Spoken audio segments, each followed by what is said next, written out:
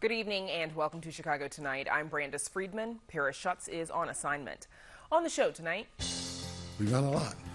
We got a lot more to do, but this was a great start.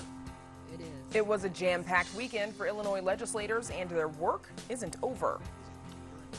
As COVID restrictions lift, a look at which safety precautions to keep following and which to relax. This collaboration can't be underestimated with street outreach and violence interrupters. The least deadly Memorial Day weekend in a decade. Chicago's top cop says violence interrupters deserve a lot of the credit. Rideshare passengers say they're facing long waits and high fares, and one alderman wants to limit surge pricing in Chicago. The impact corporations could have on achieving an equitable economic recovery. From moldy fruit to a literal lifesaver, the story behind the now official state microbe, penicillin. I'm Angel Ito, and coming up tonight, we're going on a trip to the Sistine Chapel. But first, some of today's top stories.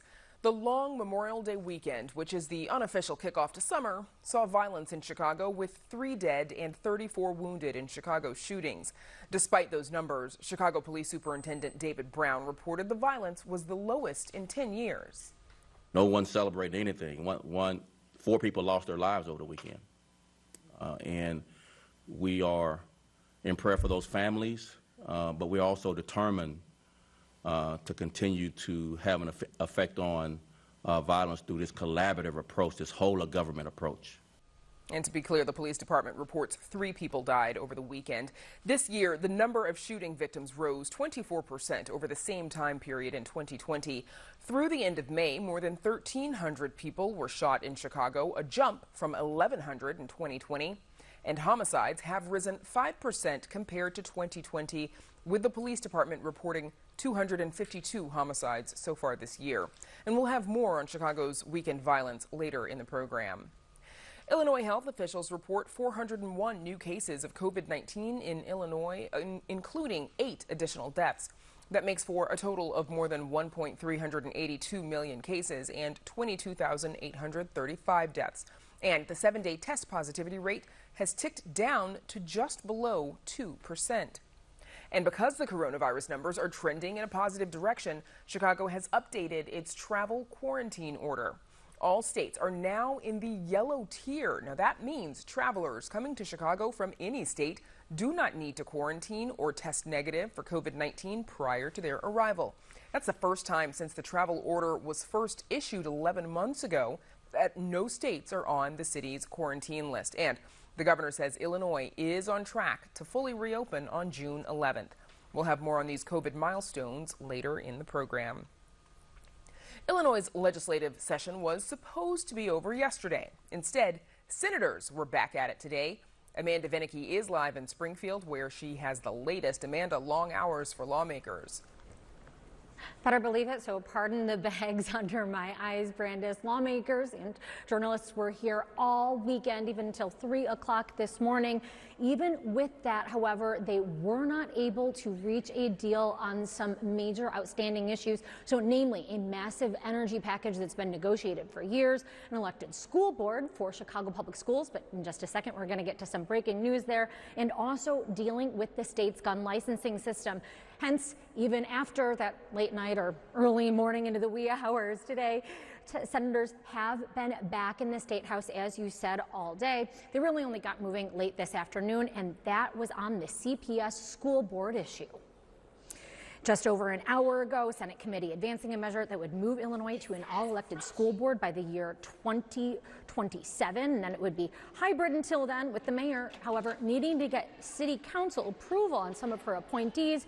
The measure also puts a moratorium on school closings. And just minutes ago, the Senate, on party lines with Democrats voting for it, Republicans voting against it, did advance that measure. Now, this, even as former state senator and the mayor's appointee as the president of the CPS Board of Education, that's Miguel Del Valle, says that he is concerned that this is going to lead to hugely expensive school board races, as it does in Los Angeles. And it becomes a battle between labor, the unions, and charter schools and the corporate sector, a battle between the two. And so much money being poured into races means that the average person, the average parent who should be running for a school board seat gets shoved aside, pushed aside. Now, Mayor Lori Lightfoot has been lobbying to try to keep her power to appoint members to the board, and her team has been involved, however, with negotiations for some sort of compromise. This version, though, not a plan that the Lightfoot administration is on board with. Lightfoot's deputy mayor for education said a 21-member board would be too unwieldy. The city understands and acknowledges the history that propelled this bill forward, and we know that the status quo must change. We appreciate the legislative process, but we continue to believe this proposal has been rushed, and the bill is flawed in ways that could have grave consequences for our students. Rush, because we did just see the first iteration of this particular measure today. Even so, it does have traction. Again, just minutes ago, passing in the Illinois Senate. And one of the holdups thus far has also been reaching an agreement between the Senate and the House.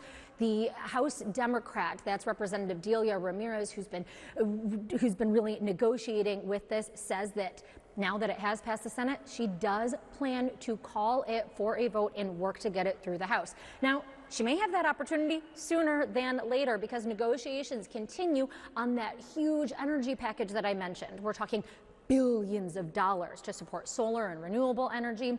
And so that would support goals of heating off climate change, but also a lot of jobs are at stake. This measure also would phase out coal as an energy source. And then another big component is deciding how much Illinois will have residents pay on their electric bills to keep open several nuclear energy plants that Exelon is threatening to close because they're unprofitable. State Representative Dave Welter says a lot is at stake with the future of these plants. In order for us to meet our clean energy goals, which is a priority of the governor and a priority of all the stakeholders, you need nuclear to get there. So closing those plants down would not be in the best interest of Illinois.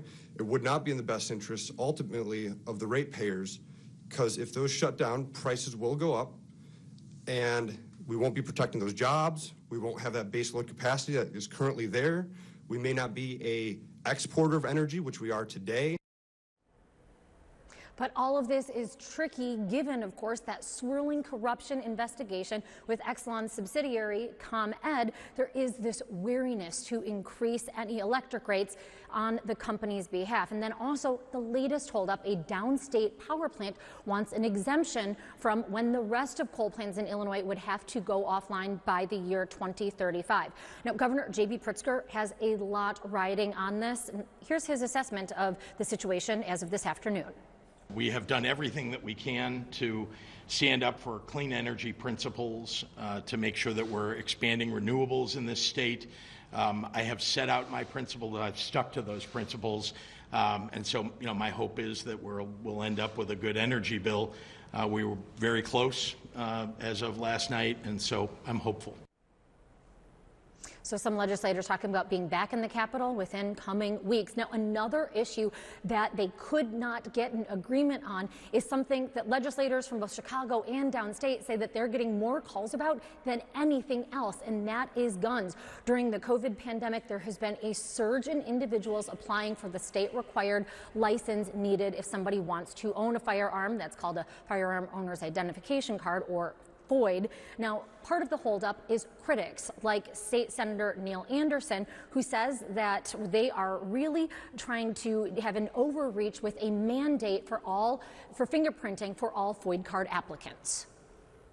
The only thing we're doing is we're creating more paperwork, more cost, and more headache for law-abiding citizens to practice what is enshrined in the Constitution and that says clearly shall not be infringed. But yet we keep adding on, and the only people it hurts are the people that are the good people. So even though Democrats do hold those supermajorities in both chambers, well, there's a bit of crosstalk with the House favoring a mandatory fingerprinting for all FOID card applicants, and then the Senate favoring a more incentivized version in which you'd get your concealed carry or FOID card quicker if you agree to share your fingerprints with the state. So meanwhile, that is among the issues that is stuck in limbo. And we're going to talk a bit later about what all the legislature did do. There is a whole lot of that. So for now, Brandis, back to you. Lots of folks looking forward to finding out that part. Amanda, thank you. Some major COVID-related milestones in Chicago. Today, the city reported its lowest number of new cases and lowest positivity rate since the start of the pandemic. Chicago now sees an average of 157 new COVID cases per day. That's a 38% drop from just 1 week ago. But as public life gets more and more back to normal, businesses reopen and crowds gather in the summer weather, questions remain about what COVID precautions to keep and which to relax. Joining us to answer some of those questions is Dr. Susan Bleasdale, Medical Director of Infection Prevention and Control at UI Health. Welcome back, Dr. Bleasdale. Thanks, as always, for joining us. So, two major COVID-19 milestones today, low test positivity and the fewest cases since the start of the pandemic. Things seem to be getting back to normal. Do you feel like we're opening or reopening at a safe rate? I think so. You know, we have this recent holiday weekend and we have seen surges before in the last year, but we didn't have vaccine out there. And we have really good vaccine numbers. You know, we have at least over 50% of Chicagoans have gotten at least one dose, and countrywide, at least 62% of adults have gotten at least one dose. So we're really made some significant progress in getting the vaccine out there to help us to safely open up. And we have great data that show how safe and how effective the vaccine is at protecting people. That's why those numbers have come down so dramatically.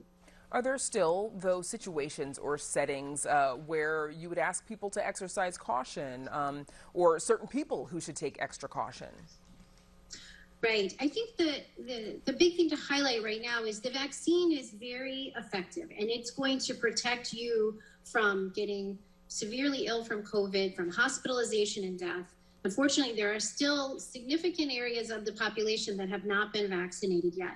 People that are not vaccinated should continue to use what is really effective is wearing a mask and keeping your distance. And that the people that are vaccinated around you will help protect you if you're unvaccinated. But if you're around others who are not vaccinated, we're seeing much of the ongoing transmission is that group that is still not vaccinated. We saw this early in the year when we started with those over 65 to target the vaccine first. And that's the numbers that dropped very quickly related to hospitalization and death. And then we saw, unfortunately, until we had more vaccine out there, this shifting to younger groups. So it's really important for those that are not vaccinated, make sure that you're still being careful, you're still using your mask, and you're keeping your distance. And for those that might be at risk for not getting full protection from the vaccine, maybe you have a condition like having had a transplant of some sort that might mean that your vaccine protection might not be as strong, you still want to make smart choices about when to use your mask, when to keep your distance, and who you're going to gather around to know for sure their vaccine status before you take off your mask. Now, of course, people are out and about this holiday weekend on the lakefront, dining at restaurants. There will surely be more of that. Besides helping the economy, you know, how does this sort of return to normalcy also have its own health and wellness benefits? Well, I think it's really important. Obviously, yes, it's important for our economy, but over the last almost year and a half now, we have been isolated. That social isolation has been very difficult. And from the standpoint of just overall wellness and being able to be more active, I think we've seen a lot of health conditions because people have been less active as they've been isolated. And then also mental health, it's really important. It's important, though, for us not to forget, though, if you have signs of illness, like you're having the sniffles, you think you might have a cough, you want to make sure that you are not going out, you're not being around others, you're going to get yourself tested for COVID to make sure so that we can really keep things open and prevent ongoing transmission. Now, as the vaccine uptake, sort of begins to slow, are you concerned at all that there could be a resurgence? Well, I think we just need to continue to address the hesitancy that people have. We saw a pretty significant decline when we had some concerns about the Johnson & Johnson vaccine. And then as long as we made that information very available and transparent and shared with everyone that it's very rare and that the risk of any clotting disorders from getting COVID is actually much, much higher than any vaccine that's currently available, I think that's helped people to see the number of people that have been vaccinated and that are safe. And we're getting more and more people that have been waiting carefully to see what happens as the vaccine has rolled out. And so we're getting more people that are interested in getting vaccinated. Again, there's been millions of vaccine doses delivered safely, and you can see how it is preventing these hospitalizations, preventing deaths, and people are safe when they're getting it. So I think this is reassuring. We have to continue to try to get to those that have questions to make sure they can make an educated decision about getting vaccinated. And hopefully they choose to, because it's going to protect them and it's going to allow for increased activities and to protect those close to them that may be vulnerable from severe complications from the infection. Is herd immunity, is that still a goal? And might it just take us a little bit longer to reach that as you work to convince some people who are hesitant because they've got questions? Well, I think the trajectory looks good. We had a little bit of that decline, but then as the vaccine became available for that age group of 12 to 15 for Pfizer first and now shortly with Moderna, I think that's helped us to kind of have another surge of vaccine availability. I think as people are seeing that data, I think we'll, again, continue to see more vaccinated, with 62% of the United States having had at least one dose. Most people will get 2 doses, complete the series, if not for any reason that they can't. And so I think we're still on a trajectory to get to at least over 70%, which is somewhat of our goals of community immunity or herd, protection. And so I'm hopeful we'll still continue to get in that direction as we have. We are fortunate in the United States. We have enough vaccine supply so that we can really make sure that the majority of our population is protected with vaccination. Okay. Dr. Susan Bleasdale, thanks for joining us again. Thank you. 3 people were shot and killed in Chicago this past Memorial Day weekend. While any loss of life through gun violence is a tragedy, by historical standards, the number of deaths recorded marked a 10-year low. Last year, 10 people were shot and killed over the holiday weekend. Chicago's top cop credits the drop in violence, at least in part, to greater community outreach and the department's collaboration with violence interrupters. Here's a little of what Police Superintendent David Brown said this morning. They have stepped up. They really have stepped into the gap, particularly regarding some of our neighborhoods that are increasingly more violent than others. They're there till 2, 3, 4 o'clock in the morning with our Chicago police officers, intervening in ways that Chicago police officers can't. So joining us now are 2 people who are engaged in that critically important work and at times dangerous in work to interrupt the violence that plagues our city. Eddie Bocanegra, Senior Director of Heartland Alliance's Ready Chicago program, and Vaughn Bryant, Executive Director of Metropolitan Peace Initiatives in Chicago and Communities Partnering for Peace. Welcome both of you back to Chicago tonight. Eddie Bocanegra, let's start with you, please. To what would you attribute this weekend's reduction in violence? I think one of the core elements that took place this week is that you had a lot of work that was done previously in the last several months that's built up to what happened this past weekend. Strong efforts from community agencies that are partnering with the police, but also others who are in a very similar space, continuing to be creative and innovative in the way they're going about engaging the community. And I think that's been one of the contributing factors to seeing the kind of reduction of violence that we saw this past weekend. Do you think this, is this relatively low number? Do you think it's a coincidence? Or could some of the city's anti-violence strategies be working? Well, I'm a kind of a skeptic around that one, to be quite honest with you. I think that overall, there's been some huge efforts from a lot of the community agencies represented here through CP4P and Ready Chicago and others, that I would say they've been putting more work into the streets, particularly as it relates to even COVID, right? Having to deal with that issue. But at the end of the day, I would say that there's a number of different factors that did help reduce gun violence yesterday. But my biggest question is, we still have historical highs this past several months in comparison to last year and the year before that. So I'm hoping in good faith that a lot of the efforts that took place this past weekend is related to those efforts. However, if we want to continue to really prove that what happened this weekend was effective and part of a larger strategy, we need to continue to demonstrate those impacts in the weeks to come. And that also means the mayor herself and her strategies that I would say, need to be reassessed, on a regular basis. And Vaughn Bryant, as we just heard, Superintendent David Brown had praise for the role of violence interrupters and other outreach workers for this weekend's reduction. Would you say violence interrupters and CPD officers have a good working relationship?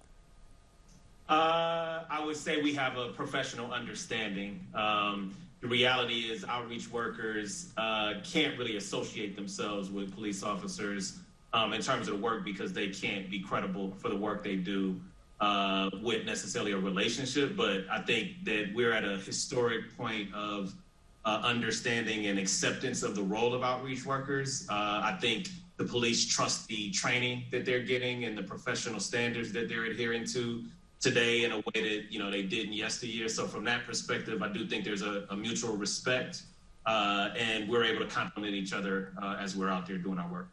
Eddie, talk a little bit about the violence of being, the dangers of being a violence interrupter, and how gangs respond when organizations like yours are out doing the work that you do. Well, kind of a two-way that I'll answer that question. I'm sure Vaughn could add to this. One, how I started my career was doing violence interruption work back in the west side of Chicago, predominantly in Little Village. And leveraging your networks, leveraging relationships is something that gets overlooked by many people, but it's one of the biggest investments that someone like who's doing street outreach, who's doing intervention work, really relies on. That intel that you're gathering from relationships that you're building, trying to get ahead of some of the retaliations or plotting in many cases. So that's really critical. And too often, men do put themselves and women put themselves in harm's way. As a matter of fact, about a year and a half ago, 2 years ago, two of our staff in Rideshare Chicago, through one of our partners at INVC in the Austin community, broad daylight, they're engaging a young man to make sure they come back into the program. And as they're doing that, somebody cuts out of the gangway and shoots into the crowd. About 3 or 4 shots were fired into the car. Fortunately, nobody was hit. But that's one example of many examples that I'll share that too often our frontline staff are challenged with those situations. I would also say, one of the things that we're doing also very differently is that we need to continue to not only build relationships, but to engage them and provide something tangible. In many cases, it's through employment. In other cases, is to address some of the behaviors that is leading to these issues, such as individual mental health or cognitive behavior therapy, are just some examples of how the field in itself has definitely evolved. Now, Vaughn, we know that CPD canceled days off. They put officers on 12-hour shifts over the course of the weekend. What's the reaction from the community to that increased police presence for a community that already believes itself to be over-policed? Well, I think there's sort of a double-edged sword or a little bit of ambivalence in terms of we want to be policed. We want to be policed in a humane way. And I think we want our police officers to take care of themselves, and we want the institution to make sure that they're healthy, both physically and mentally, to go out and do the job that they do. So of course, we say we're over-policed, but I just think we really want healthy policing. And Vaughn, before we run out of time, we know that Superintendent Brown today talked about the importance of a whole government approach. Do you feel like you're seeing that out of this mayoral administration and also the police department to the extent that it can? Yeah, I mean, we've done South Side and West Side coordination meetings for the last 2 or 3 years, and so this has been building for us to get to this point of coordination. I think we would have done this last year had COVID not hit, because the city has invested in outreach in a way that they hadn't historically. So with the investment and the more greater coordination, I think we're better off today than we were yesteryear. And before we run out of time again, Vaughn, we had a dreadful summer in 2020. How do you feel as we head into the start of 2021, the summer? I'm cautiously optimistic. In order to do this work, I have to have faith that if we keep at it and we sustain it, we're going to eventually overcome it. I understand the history and I understand the city we live in, and people are not robots. So people are unpredictable and they can do whatever. But I believe in people. I believe in our institutions, especially the gains we've made in terms of creating the infrastructure to stop violence, and we just have to keep it going. Okay, both of you stay safe. Again, our thanks to Eddie Bocanegra and Vaughn Bryant for joining us. Thank you. Up next, recreations of masterpieces by a legendary Italian artist. But first, a look at the weather.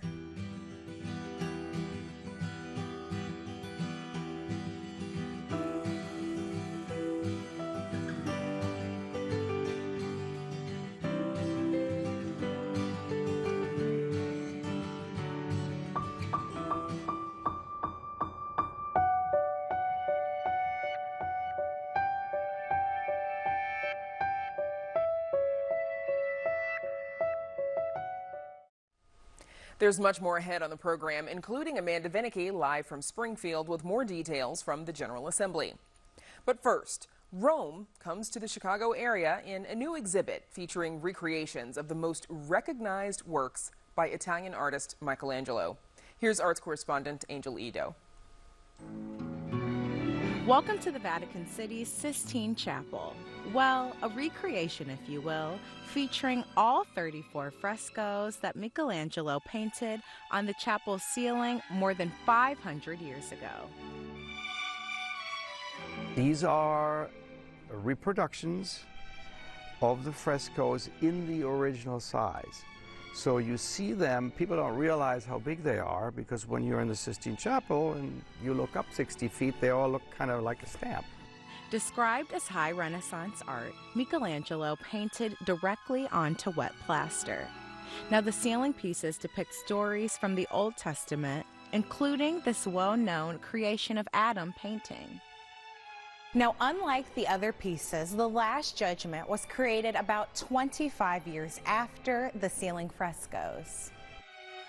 The Last Judgment was painted on the altar wall of the chapel, not the ceiling. It features more than 400 characters, including a self-portrait of Michelangelo as Saint Bartholomew after he'd been skinned alive. Produced by touring exhibition group Sea Global Entertainment, these life-sized recreations allow for an experience completely separate from the original experience in the Vatican City. What this does is it complements that experience, because now you can see him in a way that you can't see him over there. And that's in itself an interactive experience.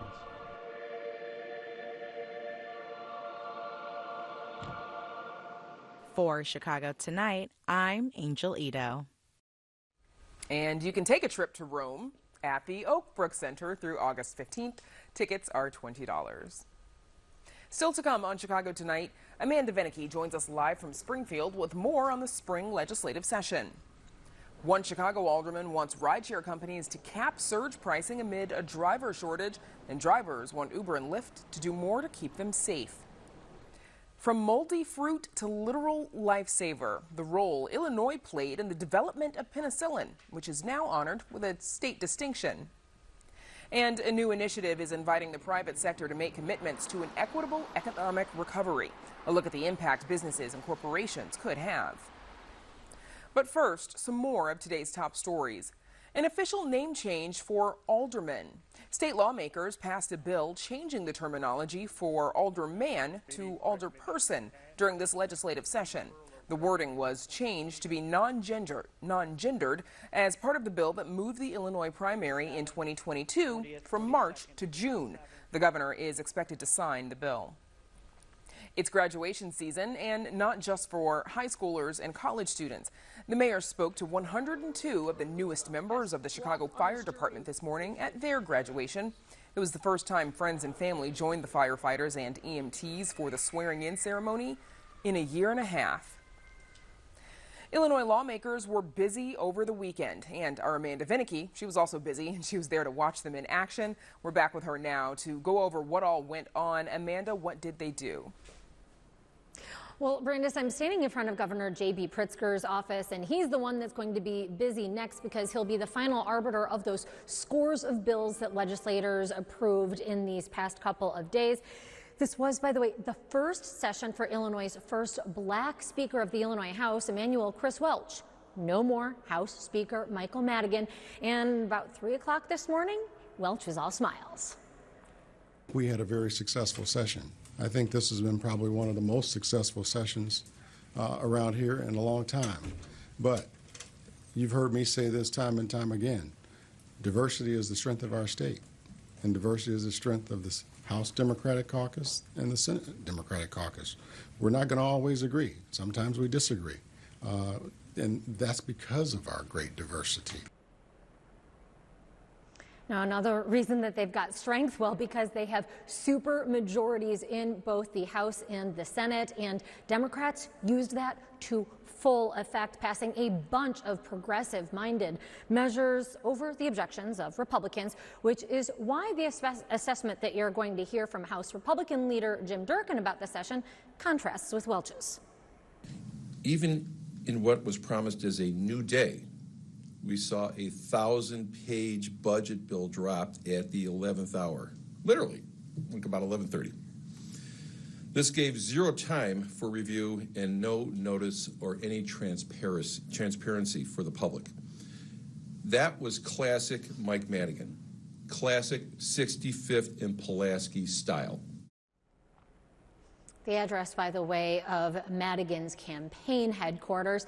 Now, as for that $42 billion budget, it pumps more money into schools as well as into the struggling hospitality industry and creates a $100 million grant program for affordable housing. This budget absolutely funds our priorities because we are fighting for individuals who cannot fight for themselves. So this budget, it absolutely invests in individuals and young people and the working men and women of this great state, because that is what our priorities should be. Not big businesses who are more profitable than they have ever been. Now, the budget also relies on billions of dollars coming from the federal government and COVID relief money, and in part because of that, there are no tax increases, at least for individuals. The plan does close what Governor Pritzker has deemed corporate loopholes, but Republican Senator Chapin Rose says that those are tax breaks, and they do things like allow companies to buy machinery, and then once companies purchase that, they have to hire somebody to run the equipment. He says it may sound like an arcane measure, but he says that is important to realize what this means for jobs. What does accelerated depreciation do? Loophole? That you call a loophole? It puts Illinoisans to work from Chicago to Cairo. That's what it does. So you've had $666 million in job-killing tax increases here, just at a time when our economy is starting to come out of COVID. Now, Pritzker, though, says that this is an example of the GOP caring more about big business than they do the needs of people. In contrast, we Democrats are investing in priorities that will grow and revitalize our economy, improving our fiscal outlook dramatically, and reducing tax expenditures on the wealthiest corporations. It's the Democrats that are getting the state's fiscal house in order. That's the story of this budget. The new fiscal year begins a month from today, but after all those years of fiscal instability, budget impasses, everybody around the Capitol and really a lot of people who depend on the state are often on pins and needles about whether a budget is going to pass and be there on time. Pritzker today leaving no room for surprise. He says that he is going to sign into law that budget. He was, however, non-committal on an even higher stakes issue, and that is new legislative maps. These are districts that really were drawn by Democrats to give their own party the upper hand in elections for years to come. And you had Democrats going forward with that. They did, however, hold off on drawing new maps for Congress. And that is the reason for the change that you mentioned a bit earlier, Brandis, that moving of the primary date from March until summer. That same law also creates a registry for folks who really liked voting by mail and want to be able to do it permanently. So, the elections bill, that was done on a partisan basis. As we've mentioned, really a lot of partisan measures, but not everything. There was a bipartisan agreement on an ethics bill at long last. Now, this one makes elected officials have to share more if they might have stocks or company potential conflicts of interest. And then it also limits, but does not outright ban, lawmakers who, while serving in the General Assembly, also hold down jobs as lobbyists. Republican Representative Avery Bourne voted for the proposal, but she says it's way too weak. If we are going to show the public that they can have a renewed sense of trust in state government, we've got to do something a whole heck of a lot better than this watered down, diluted, and I think in some instances, really deceptive ethics reform. Ethics reform, one of the scores, as I'd mentioned, of legislation passed over the holiday weekend. So I'll give you a couple of highlights. Illinois, upon the governor's expected signature, will become the first state in the nation to require schools teach Asian American history. Also, a measure that was really sponsored by the Latino caucus means that local police will be prohibited from asking somebody about their birth origin and their immigration status. And now another plan is going to, at long last, supposedly help Illinois get moving on those promises of equity from when the state made recreational marijuana legal. And that will lead to nearly 200 new cannabis dispensaries in Illinois.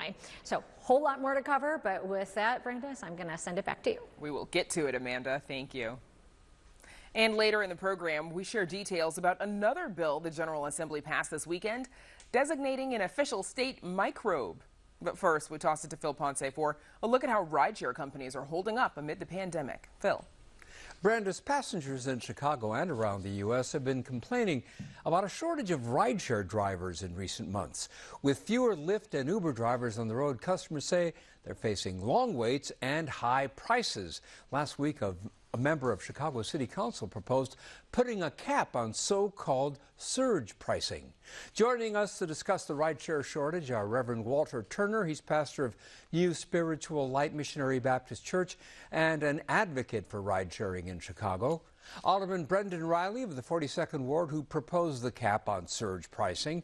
And Kevin Nelson, he's a rideshare driver and an organizer with the Independent Drivers Guild. Lyft did not respond to our invitation to join the panel, and in a statement, a spokesperson for Uber said, at a time when we should be doing everything we can to raise driver earnings, the city's proposed surge cap would penalize drivers and lower their earnings by as much as 45%, pushing current and new drivers away from the platform. Slashing driver earnings is wrong and will make it more difficult to help Chicagoans move around the city as we emerge from this pandemic. Gentlemen, we are happy you joined us. And Kevin Nelson, I'd like to begin with you because before we get to the issue of surge pricing and what's been happening during COVID-19, there is a concern, as I understand it, and a growing concern about carjackings. What are you hearing from drivers about this concern? Well, that's a very good question. Actually, I was speaking to a great deal earlier about that.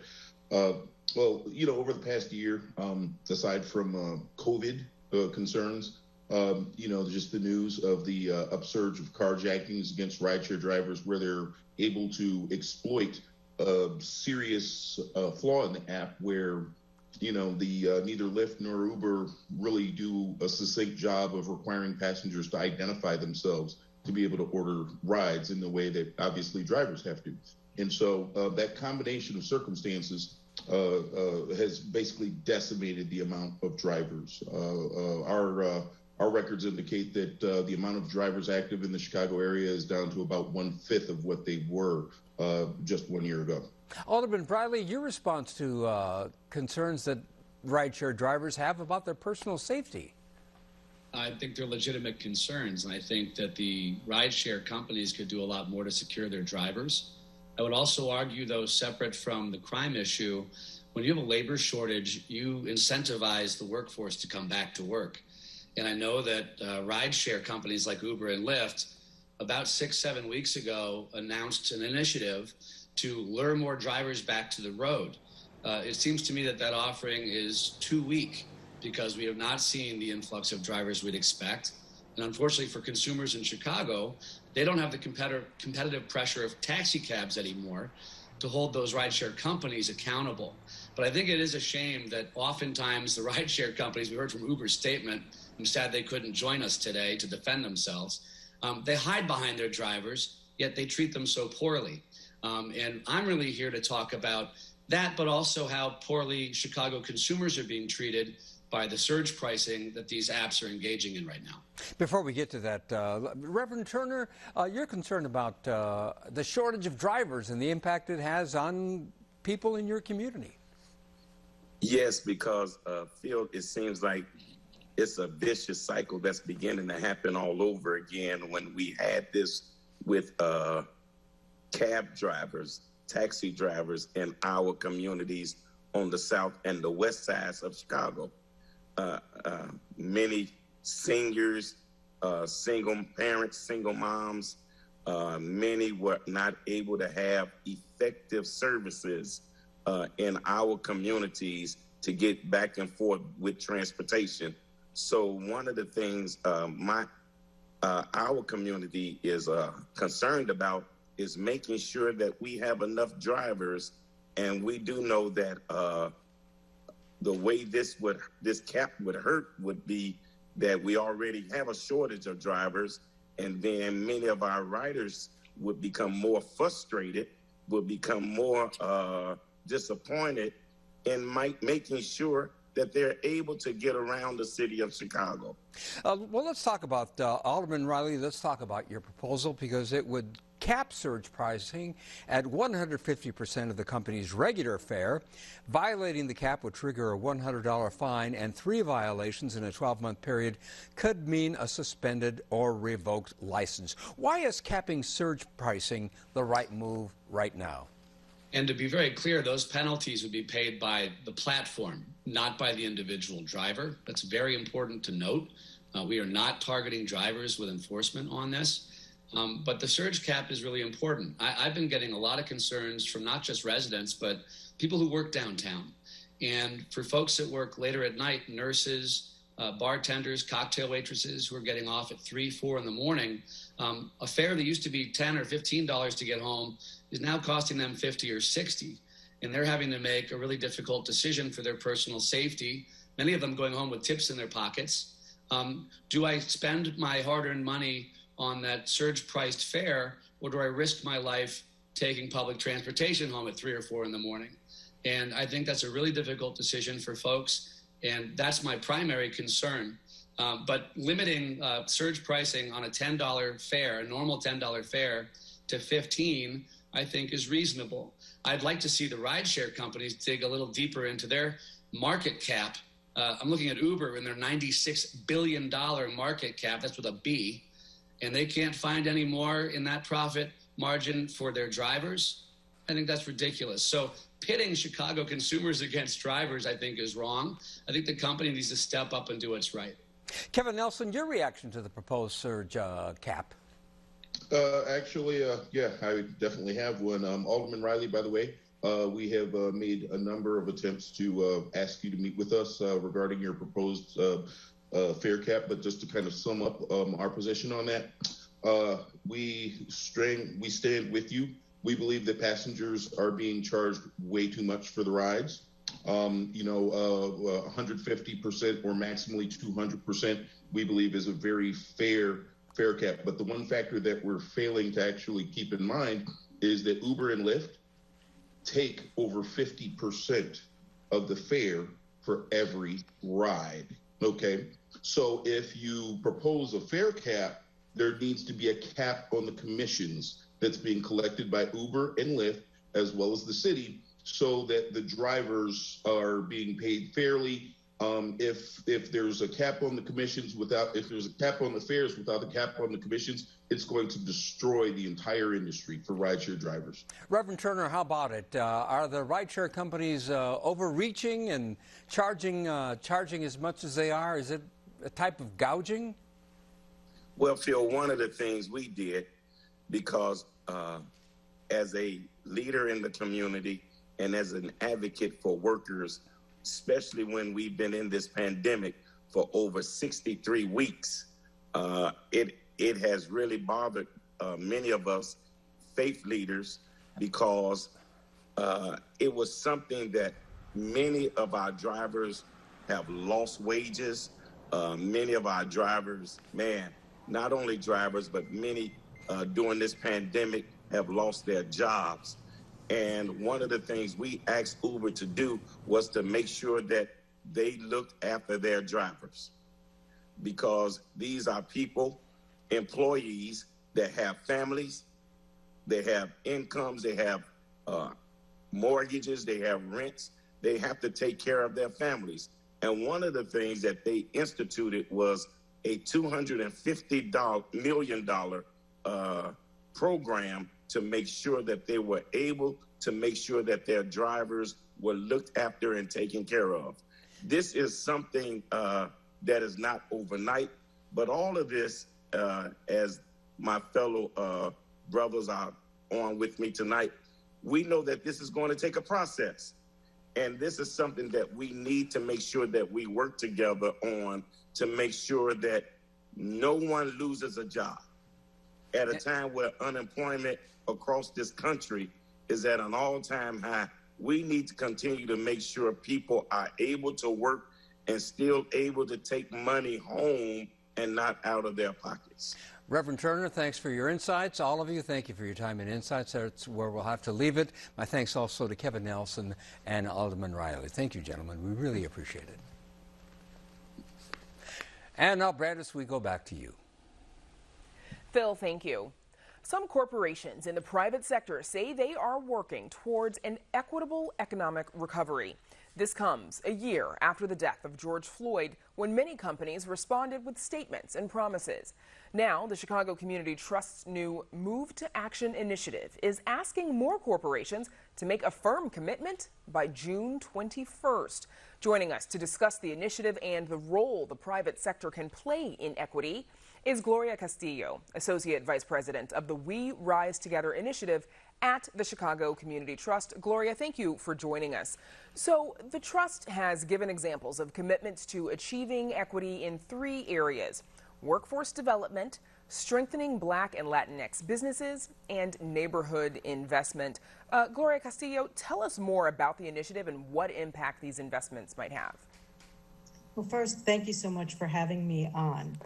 The 525 Move to Action is an initiative that aligns with the what we call the moonshot at the Chicago Community Trust, our 10-year mission to close the racial and ethnic wealth gap.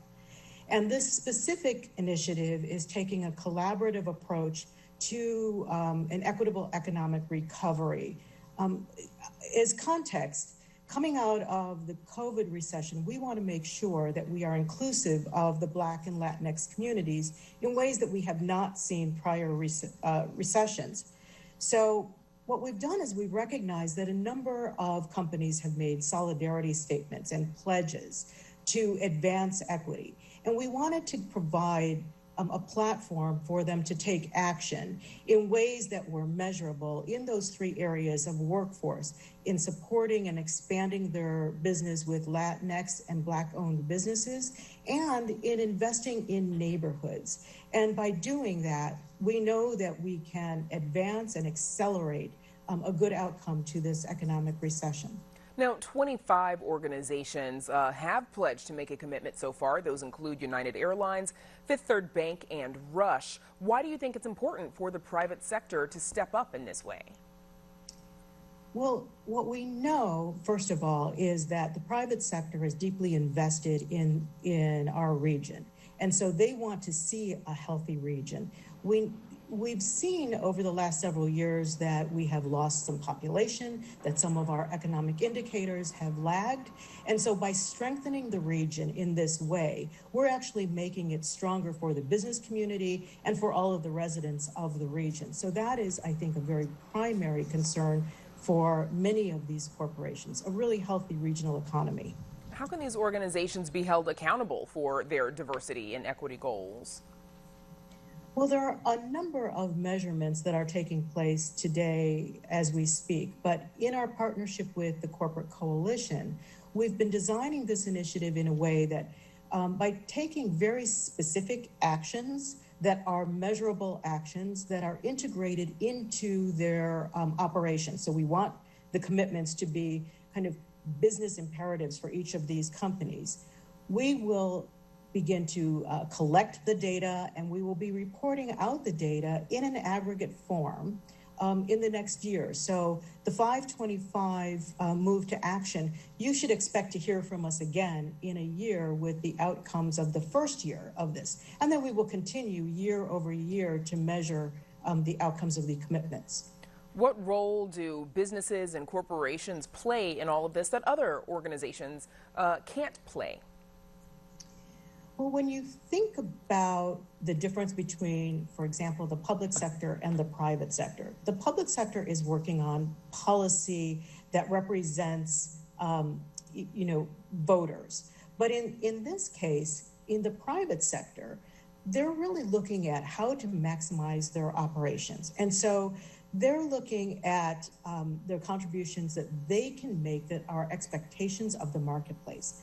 When we think about, for example, Edelson did a poll in 2020. 77% of the respondents said that their companies needed to respond to injustice if they wanted to earn or keep their trust. So it's really important for corporations as they move forward to have a workforce that believes that they are doing the right thing. And what we also know is that when we look at the corporate arena, companies that have greater diversity in their leadership, greater diversity in their ranks, the research has shown us that they are more profitable. And so there's a really good business motive to take part in an initiative like Move to Action. Why do you think businesses in the past may have been slow or resistant to making this kind of change or this kind of investment or commitment? I think in the past, companies felt that it was a little bit risky to make this kind of commitment, that they were moving too far into the social realm. And I think that's where things have changed. People have an expectation that corporations are going to be good citizens, that they are going to be good corporate citizens. And sometimes that means standing up when you see injustice. You represent as a corporation all of your employees, all of your stakeholders, your investors, your relationship with your customers, your relationships with your business partners. They are all affected by the positions that you take. And so now it becomes less of a risk and it becomes more of a business imperative to take a stand. Okay, something I'm sure we'll all be keeping an eye on going forward. My thanks to Gloria Casillo of the Chicago Community Trust for joining us. Up next, details on the official state microbe. Stay with us.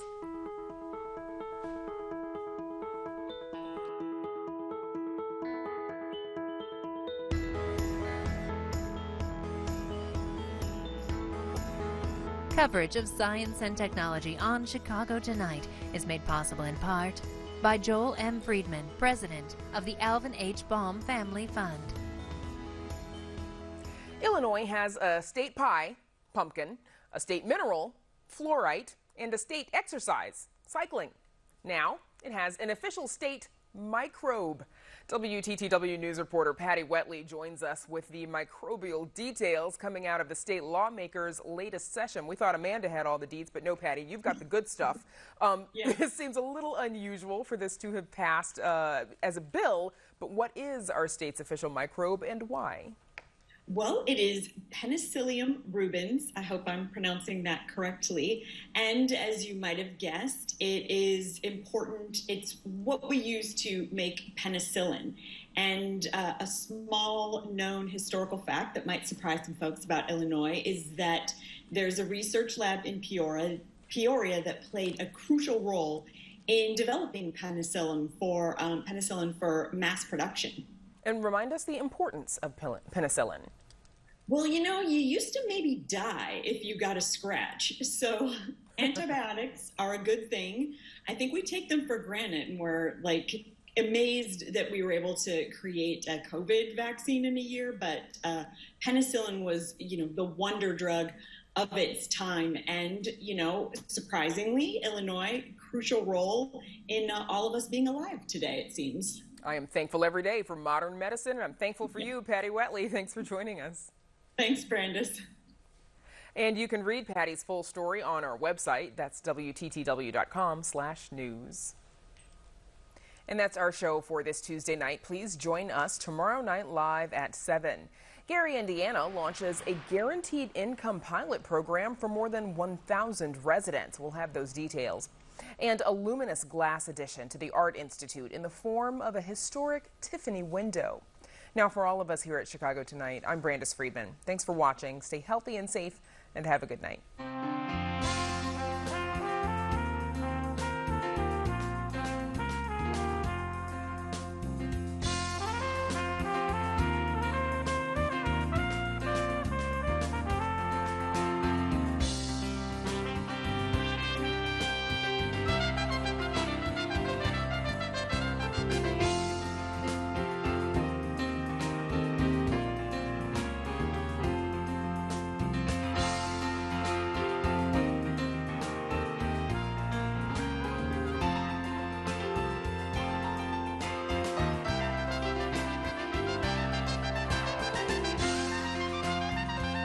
Closed captioning is made possible by Robert A. Clifford and Clifford Law Offices, a personal injury law firm serving Chicago for 37 years.